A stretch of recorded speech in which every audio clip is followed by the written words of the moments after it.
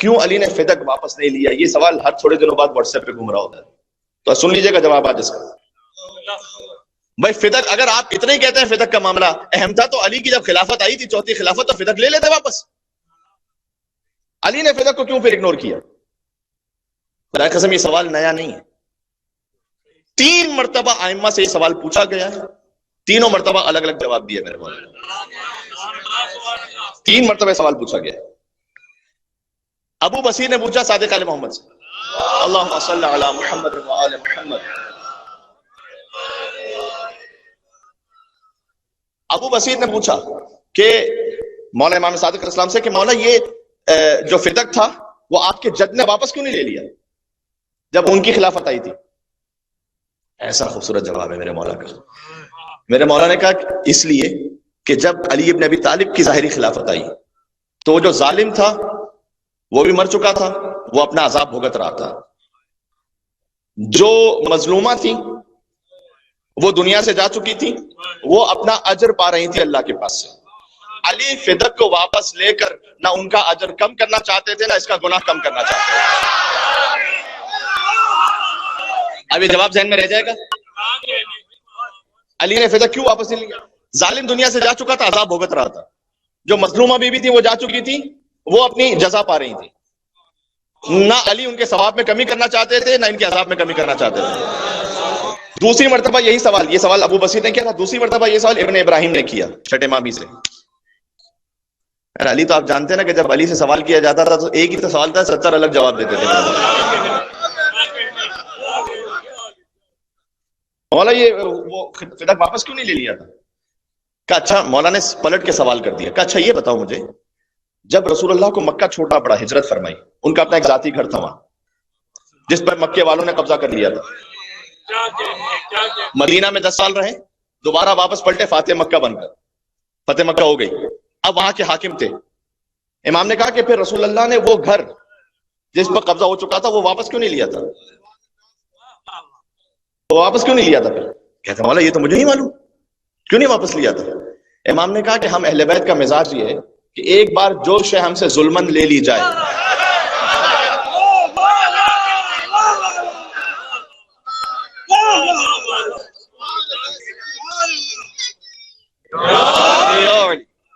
بات پہنچ رہی ہے، ایک بار جو شے ہم سے ظلمن لے لی جائے ہم اسے واپس نہیں لیتے،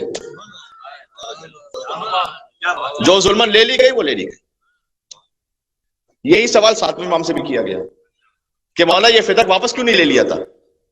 تو میرے مولا نے کہا کہ دیکھو اللہ نے ہمیں ولی بنایا ہے تمام انسانوں کا، لہٰذا اگر کسی انسان پر، کوئی عام انسان پر ظلم ہوتا ہے نا تو ہم اس کے ولی بن کر مظلوم کو حق دلاتے ہیں۔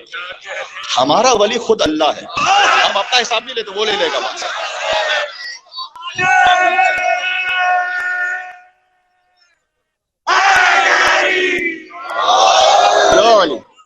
یار فدق سمجھ میں آ رہی ہے؟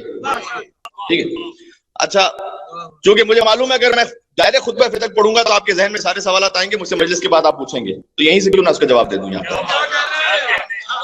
کہ بھائی مولا علی کی حکومت میں تو اتنا اہم تھا تو واپس کیوں نہیں لیا؟ 3 جواب ہو گئے۔ اچھا اگر حقیقی فدق واپس کرنا ہے، فدق تو ایک ٹوکن پروٹیسٹ تھا،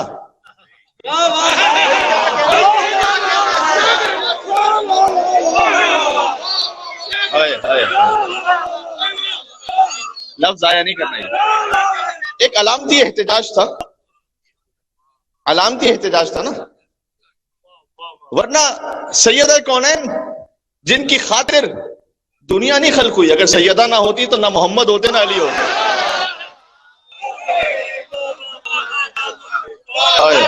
حدیث قدسی پڑھی میرے بھائی، تو صدیقہ کبریٰ وہ ایک زمین کے ٹکڑے کے لیے جائیں گی کیا؟ یہ تو ٹوکن احتجاج تھا تاکہ اس غاصب کے چہرے سے خلافت کی نقاب اتر جائے۔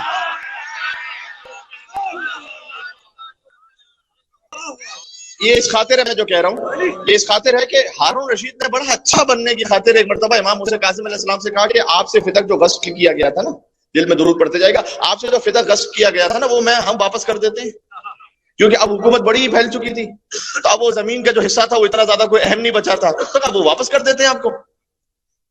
بڑی واہ واہ بھی ہو جائے گی کہ بھئی اہل بیت کا وہ حق ہے جو بنی امیہ نے بھی غصب کیا اور بنی عباس نے بھی غصب کیا، یا ہارون رشید صاحب تھے کہ جنہوں نے واپس کیا، تو ہم واپس کر دیتے ہیں.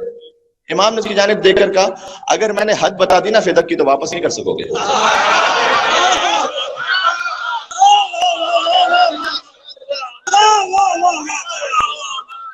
اچھا، I'm not making up a story، یہ امام نے واقع کہا یہ اسے کہ اگر میں نے حد بتائی نا تو دنیا واپس نہیں کرے گا. تو دیکھا کیسی بات کرتے ہیں آپ، میں واپس کر دوں گا، آپ حد تو بتائیے. امام نے کہا فدق کی ایک حد عدن ہے، دوسری سمرقند ہے، تیسری افریقہ ہے، چوتھی بحر خضر ہے.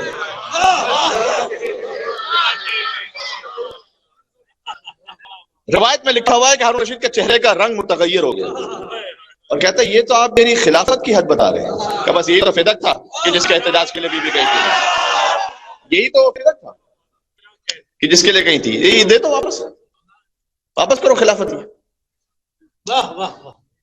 فدق علامت ہے غصب خلافت کی، یہ ذہن میں رکھے گا، اس لیے بیان فدق پہ تکلیف ہوتی ہے،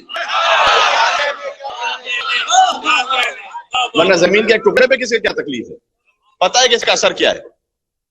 یہ ابن ابی العدید معتزلی نے، مجھے آخر میں پڑھنا تھا ابھی پڑھ دیتا ہوں، اپنے استاد سے پوچھا کہ اس نے کہا مجھے ایمان سے بتائیے گا، اپنے زبان سے سمجھا رہا ہوں، کہ جب رسول کی بیٹی گئی تھی تو وہ حق پر تھی یا نہیں تھی؟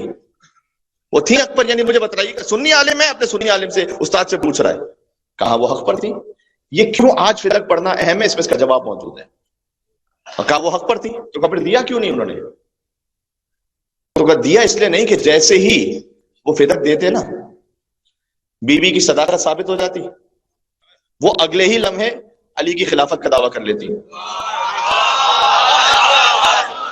یہ بات معمولی نہیں ہے، یہ اس پر دار و مدار خلافت کا. اس نے یہ کہا، اس سنی عالم نے، کہ اس لیے نہیں دیا کہ جیسے ہی فدق کی حقانیت ثابت ہوتی نا وہ اگلے لمحے خلافت کا دعویٰ کر دیتی علی کے لیے. تو چونکہ ابھی ابھی صداقت کو قبول کر چکے تھے تو جو خلافت کا دعویٰ تھا اسے جھٹلایا نہیں جا سکتا تھا. پھر اب تک کا اہم ترین جملہ کہنے لگا ہوں، کیا کہنا بی بی آپ کے قدموں کی خاک پر ہماری نسلیں قربان ہو جائیں، حکمت فاطمی پر ہماری نسلیں قربان ہو جائیں. بی بی آپ نے اس شخص کو دو راہے پر آ کے کھڑا کر دیا، یا مجھے سچا کہو اور حکومت چھوڑو، یا مجھے جھوٹا کہو اور جنت چھوڑو. ایک پاکستان کے بہت بڑے اینکر ہے، آپ نے مجھے ٹی وی پہ دیکھا ہوا ہے، ان سے ایک آف دا ریکارڈ بات ہے، اس لیے میں نام نہیں لینا چاہتا. بات ہو رہی تھی تو سیدہ کا حق یہ تھا یا نہیں تھا؟ انہوں نے کہا دیکھیں یار، میں ایک بات کہوں گا تو پھر آپ ناراض نہ ہو جائیے گا، حق تھا تو صحیح، لیکن جب انہیں پتا تھا کہ وہ نہیں دیں گے نا تو مانگنا ہی نہیں چاہیے تھا.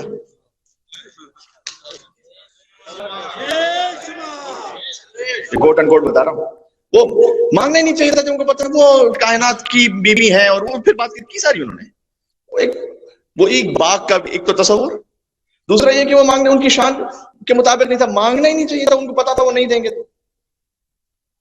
تو میں نے ایک اور صاحب سے کہا کہ اگر بیوی نے نہ مانگا ہوتا نا تو آج میرے سامنے کہہ رہے تھے ایک دفعہ کہہ کے تو دیکھتی